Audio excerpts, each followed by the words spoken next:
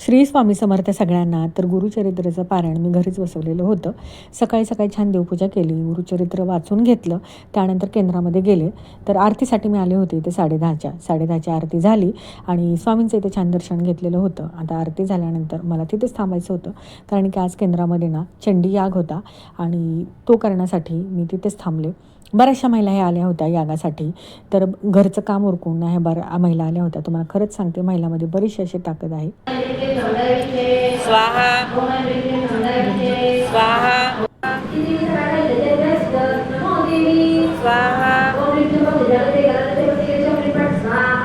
चंडी याग झाल्यानंतर इथं आम्ही होमाचं दर्शन घेतलं. त्यानंतर स्वामींचंही मी इथं दर्शन घेतलं.